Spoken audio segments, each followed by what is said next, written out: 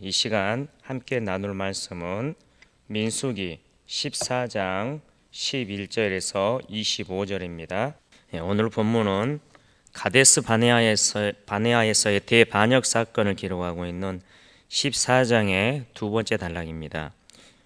이러한 본문은 10명의 가나안 정탐꾼들로부터 가나안 정복에 대해 부정적 견해를 전해 들은 이스라엘 백성들이 하나님께 반역하는 모습을 기록하고 있는 1절부터 10절에 이어 백성들의 반역에 대한 하나님의 진노, 그리고 그 진노를 멈추게 하려는 모세의 간절한 기도, 그리고 그 기도에 응답하시는 하나님의 반응을 기록하고 있습니다.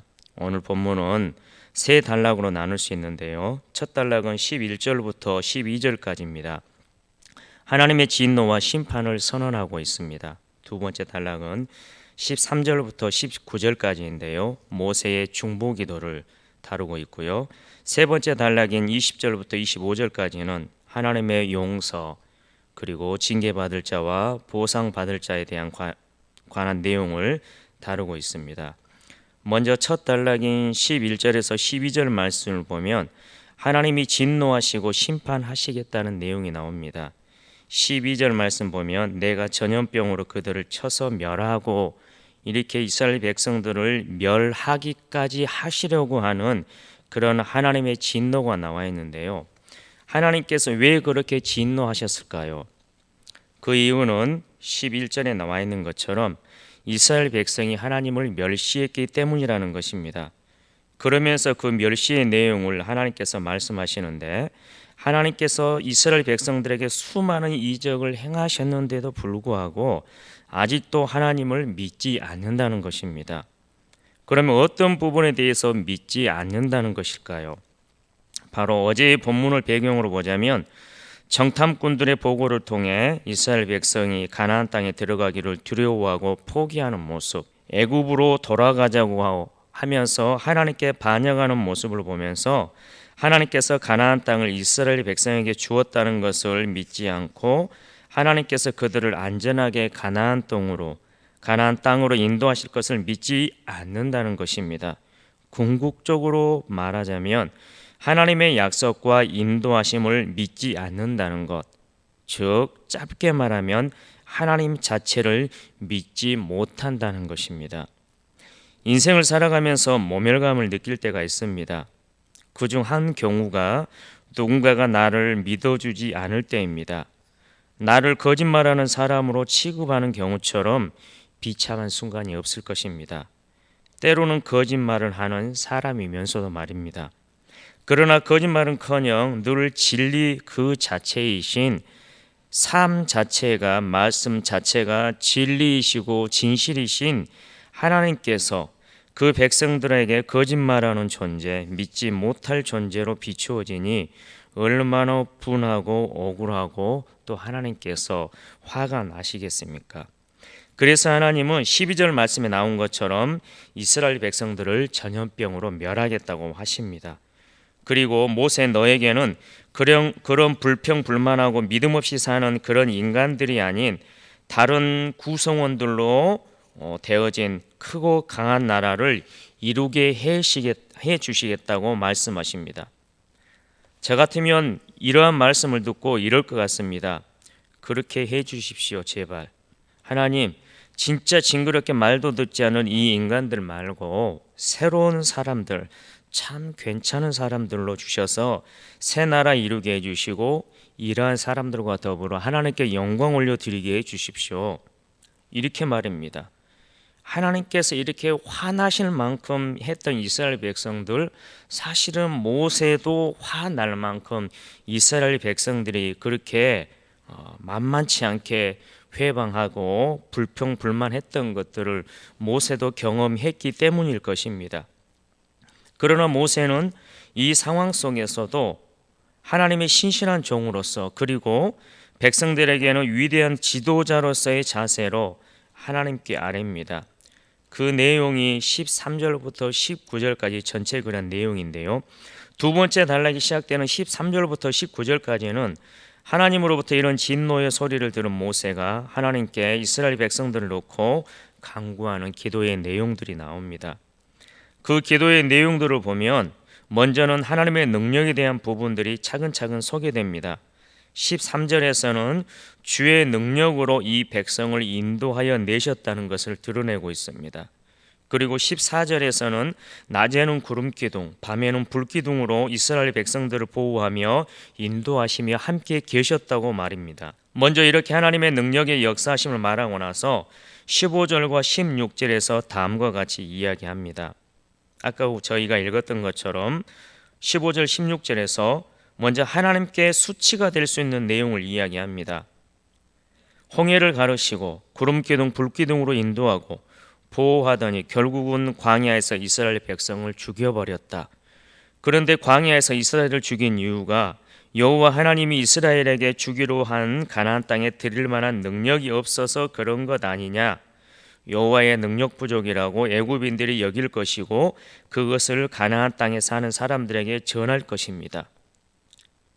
15절 16절의 내용이 이러한 내용입니다. 그러면서 모세가 뭐라고 이야기하냐면 이렇게 되면 하나님의 명성은 뭐가 됩니까? 여호와께서 능력이 없는 것처럼 치부되는 게 아니겠습니까?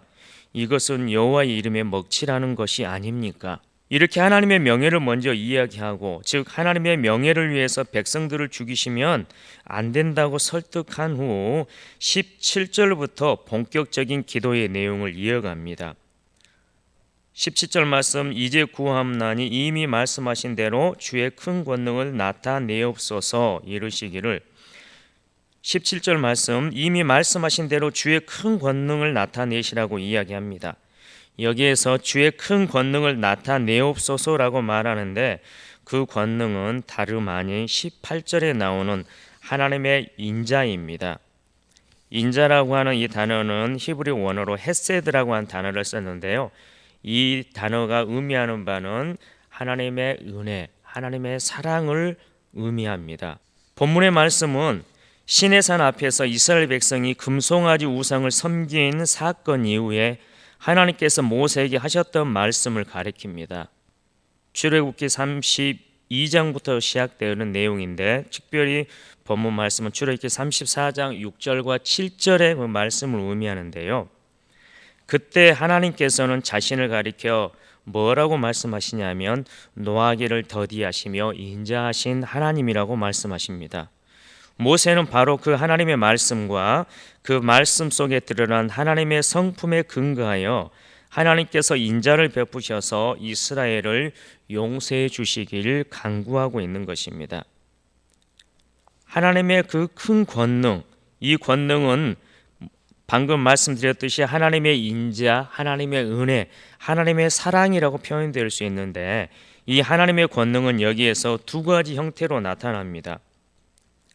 18절 말씀과 19절 말씀에 그 내용들이 나오는데요. 첫째로 하나님의 권능에 나타나는 두 가지 형태. 첫째는 하나님은 노하기를 더디하시고 인자가 많아 죄악과 허물을 사하시는 이러한 첫 번째 형태와 두 번째로는 하나님은 형벌 받을 자를 결코 사하지 아니하시는 것으로 나타난다고 말입니다. 이것의 의미는 하나님은 죄악과 허물을 사하시는 분이시지만 끝까지 회개하지 않은 자는 용서받지 못할 것이라는 말씀입니다. 19절에서 모세가 하나님께 간구합니다. 하나님의 권능이 크시고 또한 하나님은 인자도 광대하신 줄 아오니 애굽에서부터 지금까지 이 백성을 사하신 것 같이 즉 이쁨 받을 구석이 없는데도 불구하고 늘 하나님이 참아주시고 사해 주셨지 않습니까? 그러니 여전히 은혜로 우리를 사해 주십시오라고 하나님 앞에 간구하는 모습입니다. 지금 모세가 하나님께 간구하는 것은 그들의 죄를 모른 척 해달라는 말이 아닙니다. 이스라엘 백성의 중대한 죄악에도 불구하고 하나님께서 그 크신 권능으로 오래 참으시고 자비를 베푸시며 그들이 심판으로 인해 멸망당하지 않도록 그 형벌을 감해달라는 그런 간청인 것입니다. 모세가 이 시간 하나님은 인자가 많아 즉 은혜와 사랑이 많아 죄를 용서하는 분이시지만 그렇다고 그 사랑으로 인해 죄악을 그대로 방치하시지 않는 공의로운 분이라는 것입니다.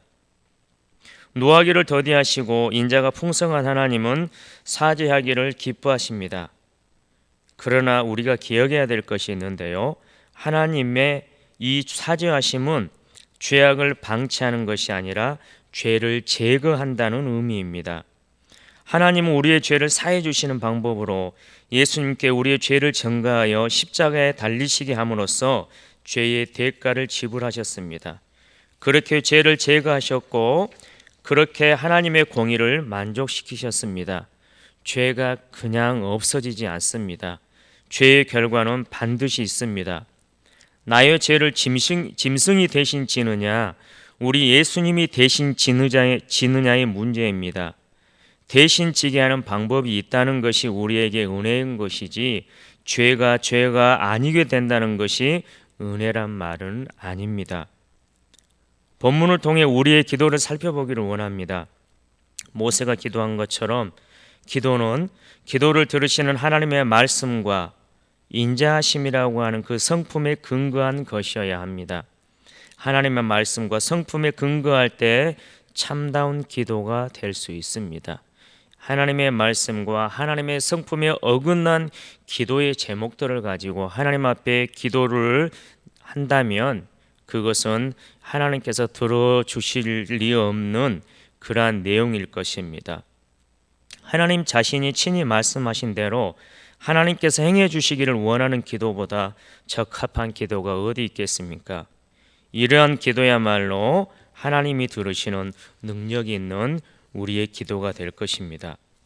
19절까지 모세의 간구를 들으시고 그에 대한 결론을 20절에서 하나님이 내리시는 것을 볼 수가 있습니다. 20절 말씀 보면 여호와께서 이르시되 내가 네 말대로 사하노라. 이스라엘 백성들의 죄를 사하시겠다고 말입니다. 불평과 불만족과 불순종으로 겹겹이 쌓인 불신앙의 죄를 용서하시겠다는 말입니다. 그러나 21절을 시작하면서 하나님은 그러나라고 하는 전환 구절을 통해 용서는 하시지만 징계는 하시겠다고 말씀하십니다. 용서하시겠다고 했는데 징계하는 것이 말이 되냐 그럴지 모르겠지만 용서라고 하는 부분은 죽는 것이 죄로 인하여서 죽어야 마땅하는 건데 하나님이 죽이지 아니하고 그것보다 덜한 모습으로 죄에 대한 흔적을 남기시겠다고 하는 것이 이 징계가 의미하는 내용입니다. 하나님은 자신의 이름을 걸고 반드시 징계를 하시겠다는 단호함을 21절에서 드러내고 있습니다.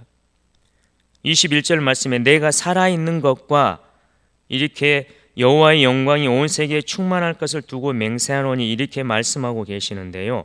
내가 살아있는 것과 이 표현은 전형적인 맹세문을 구성하는 관용적 어구입니다. 하나님은 정말 중요한 내용에 대해서는 이러한 형식의 맹세문을 취하여 말씀하셨습니다. 하나님은 자신보다 더 큰 존재가 없으므로 자신을 가리켜 맹세하실 수밖에 없었던 것인데요. 본문을 직역하면 내가 살아있는 것과 온 땅이 여호와의 영광으로 가득 차게 될 것입니다. 될 것이다입니다. 이처럼 원어 성경에는 직접적으로 맹세하다는 표현이 나오지는 않지만 여호와의 내가 살아있는 것, 여호와의 영광이 온 세계에 충만할 것은 부인될 수 없는 그리고 실패로 끝날 수 없는 절대 진리를 나타내는 것입니다. 이 말 자체에 맹세의 의미가 포함되므로 한글 이 개역 성경과 같이 맹세하노니란 의역을 할 수 있는 것입니다. 그리고 이처럼 절대 불변하는 진리를 걸고 맹세한 내용 역시 이루어지지 않을 수 없습니다. 이처럼 하나님께서는 당신의 존재와 그 편지하심을 걸고 뒤따르는 내용을 반드시 이룰 것임을 스스로 보증하고 있는 것입니다. 그러나 불행하게도 꼭 이루어지게 될 하나님 스스로 하신 맹세의 내용은 20세 이상의 모든 이스라엘 백성이 가나안 땅에 들어가지 못한 채로 죽는다는 것이었습니다. 아까 말씀대로 징계의 내용이기 때문입니다. 이를 통해 이스라엘의 반역에 대한 하나님의 진노가 얼마나 엄중했었는가를 우리는 알 수 있을 것입니다. 22절부터는 하나님께서 이렇게까지 맹세를 하시면서 징계를 하시게 되었는지 그 이유를 말씀하십니다. 맨 처음에 이야기했듯이 12절에 하나님께서 그렇게 진노하신 이유에 대해서 이제 22절부터 조금 더 풀어서 설명한다라고 하면 될 것 같습니다. 이스라엘의 죄목을 말씀하시는데요. 그 죄목이 뭐냐? 내 영광과 애굽과 광야에서 행한 이적을 보고서도 하나님을 10번이나 시험하고 하나님의 목소리를 청종하지 아니한 것, 결론적으로 또 나를 멸시한 것이라고 말씀하고 있습니다. 10절 말씀에 보면 10번이나 나를 시험하고 나오고 있는데요. 여기서 10번이라고 하는 이 10이라고 하는 이 단어는 성경에서 완전수를 나타냅니다. 이 숫자를 통해 하나님이 말씀하신 10번이라고 하는 이 숫자를 통해 우리는 이스라엘의 반역이 완전한 상태, 즉 반역이 극에 달했다는 사실을 알 수 있습니다. 랍비의 전통을 따르면 10이라는 숫자는 단순히 상징성을 지닐 뿐만 아니라 실제적인 반역의 횟수를 나타낸다고 합니다. 랍비들이 제시하고 있는 바 반역의 내용을 살펴보면 이스라엘 백성들이 홍해에서, 마라에서, 신광야에서, 르비딤에서, 호렙산에서, 다베라에서, 기브롯 핫다와에서, 그리고 가데스 바네아에서 한 이러한 것들을 볼 때 거의 정말 10번 정도 했다라고 랍비들이 이야기를 하기도 하고, 또 10이라고 하는 이것은 이 상징적인 숫자라고도 합니다. 그런데 중요한 것은 상징적으로 해석하든지 사실적으로 해석하든지 관계없이 이는 이스라엘의 반역이 얼마나 빈번히 그리고 완악하게 이루어졌는가를 잘 보여줍니다. 이러한 이들을 향해서 하나님을 10번이나 시험하고 목소리를 청정하지 아니하며 하나님을 멸시한 그들을 향하여서 23절에 하나님이 징계하시는 내용이 다음과 같습니다. 내가 그들의 조상들에게 약속한 땅을 결단코 보지 못할 것이다. 또 강조하십니다. 나를 멸시하는 사람은 한 사람도 그것을 보지 못하리라. 가나안 땅에 들어가게 하시는 하나님의 약속의 성취를 결코 그들이 보지 못한다는 것입니다. 이스라엘 백성과 같은 이런 사람을 무엇이라고 할까요? 믿음이 없는 사람들이라고 합니다. 믿음이 없으니 자꾸 하나님을 시험합니다. 믿음이 없으니 하나님의 목소리에 청종하지 않습니다. 믿음이 없으니 하나님을 멸시합니다. 그래서 이런 사람들에게 약속의 땅도 없습니다. 믿음으로 가던 나라인데 믿음이 없으니 들어갈 수가 없습니다. 당연한 결과입니다. 그러나 24절 말씀, 이어지는 24절 말씀을 보면 이 징계의 애여가 되는 사람이 등장합니다. 바로 갈렙입니다. 24절 말씀 보면 그러나 내 종 갈렙은 그 마음이 그들과 달라서 나를 온전히 따랐은즉 그가 갔던 땅으로 내가 그를 인도하여 드리리니 그의 자손이 그 땅을 차지하리라. 물론 14장 30절에 여호수아를 포함한 유아들도 예외의 사람들이긴 합니다만 오늘 본문으로만 보자면 하나님께서 갈렙만 징계해서 제외합니다. 그 이유를 말씀하시는데 방금 24절 읽어드렸던 것처럼 그 마음이 그들, 즉 범죄한 다른 이스라엘 백성들과 달라서 하나님을 온전히 따랐기 때문이라고 말씀하십니다. 마음이 다르다. 여기에서 마음으로 해석된 단어가 원어 성경에는 루아흐라라고 하는 단어가 쓰였는데요. 이것은 바람, 호흡, 정신, 영이라고 하는 이 여러 가지 의미를 나타내고 있습니다. 이것을 다른 말로 하자면, 즉 그 마음이 그들과 달라서 이것을 다른 말로 하자면 그 영이 그들과 달라서라고 해석할 수 있을 것입니다. 다른 이에게는 없는 하나님의 영이 계셔서 믿음으로 하나님을 보게 하셨을 터이니 말입니다. 갈렙은 눈앞에 보이는 가나안 땅의 현상을 따르지 않고 눈에 보이지 않지만 확실한 하나님의 약속을 따랐습니다. 가나안 땅에 눈에 보이는 상황에 좌절하지 않고 큰 능력으로 가나안을 먹이처럼 만들어 보실 하나님을 신뢰하였다는 것입니다. 이러한 갈렙을 향하여서 하나님이 뭐라고 말씀하시냐면 그가 갔던 땅으로 내가 그를 인도하여 드리리니, 즉 그가 정탐하러 갔던 그 땅으로 그를 인도하여 드리리니 그의 자손이 그 땅을 차지하리라라고 말씀하십니다. 하나님은 스스로 일하심으로써 하나님의 역사를 만들어 가십니다. 갈렙도 직접 자신이 인도하여 들이셔서 갈렙의 자손이 그 땅을 차지하게 만드시겠다고 말씀하십니다. 하나님이 약속하신 땅은 하나님을 믿는 자에게 하나님이 직접 전달하십니다. 이것이 하나님이 일하시는 방식입니다. 이스라엘 백성들과 갈렙에 대한 징계와 보상을 말씀하신 하나님께서는 이어지는 25절에서 중대한 변화를 가져오는 명령을 하십니다. 아말렉인과 가나안인이 골짜기에 거주하나니 너희는 내일 돌이켜 홍해 길을 따라 광야로 들어갈지니라. 정탐을 했던 가데스 바네아를 떠나 가나안 땅을 향해 가면 되는데 25절 말씀에 본 바와 같이 오히려 길을 돌이켜 홍해 길을 따라 광야로 들어가라고 명령하십니다. 이스라엘이 들어갈 가나안 땅의 남쪽 국경지대 지금과 연결되어 있는 지역이 지금 현재 이스라엘 백성들이 거하고 있는 가데스 바네아입니다. 가나안 땅이 코앞에 있다라고 하는 사실입니다. 그런데 가나안 땅이 코앞에 있는데 저 밑남쪽 아래의 광야로 돌아가라는 하나님의 명령이 떨어지고 말았습니다. 그 길로 이스라엘 백성의 40년 광야 생활이 시작됩니다. 그 기간은 불순종하던 자들에게는 소멸의 시간이 되고 하나님을 신뢰했던 자들에게는 소망의 시간이 됩니다. 모두가 겪는 광야의 삶이 우리에게는 어떤 것입니까? 심판으로 말미암은 소멸의 시간입니까? 아니면 성숙해 가는 소망의 시간입니까? 오늘 함께 나눈 말씀들을 기억하며 모세의 기도를 기억하며 하나님 앞에 하나님을 향한 불신앙의 삶이 하나님을 얼마나 진노케 하는 것인지 돌아보고 하나님이 하신 우리를 향해서 과거로부터 현재까지 이루신 모든 일들로 말미암아 하나님을 철저하게 신뢰하며 살아가는 저와 여러분 되시길 주님의 이름으로 축원합니다. 기도하시겠습니다.